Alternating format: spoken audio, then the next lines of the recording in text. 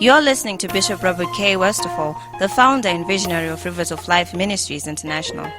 So last week, I spoke on preparing your children for the future. Okay, let's read this one first.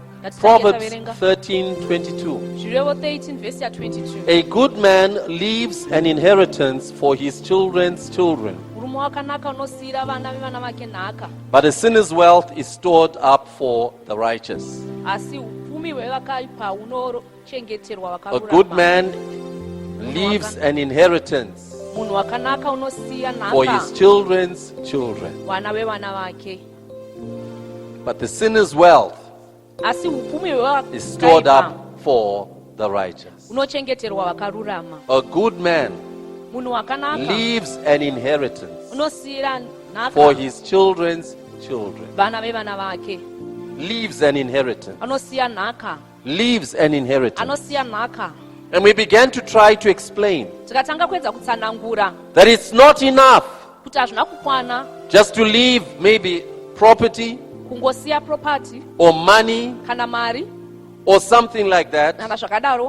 To leave an inheritance for your children's children means there are some special things that you have to ensure you do for your children, and you leave them with from the time they were with you, and some other things which will take them after you are no longer there. And so we read in, if we can read Jeremiah 29. Jeremiah 29. Verse 11 says, God speaking, and he says, for I know the plans I have for you, declares the Lord. Plans to prosper you and not to harm you. Plans to give you a hope and a future. Can you see that? Can you see that? Can you see that? Can you see that?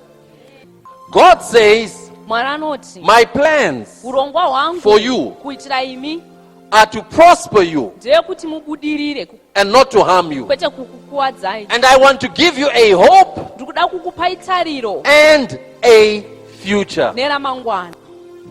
Are you hearing? What does God want to give you? A hope. To look forward to something. To hope for something. And a future. God wants to give you a future. I wish you could understand this. I know sometimes the way we handle ourselves, we don't even mind what future we have. We are not too careful of making sure we have a good future. But God says, I want to give you a future. I want to give you a future. Those are the plans that I have for you. Isn't this wonderful? That God has plans for you to give you a future.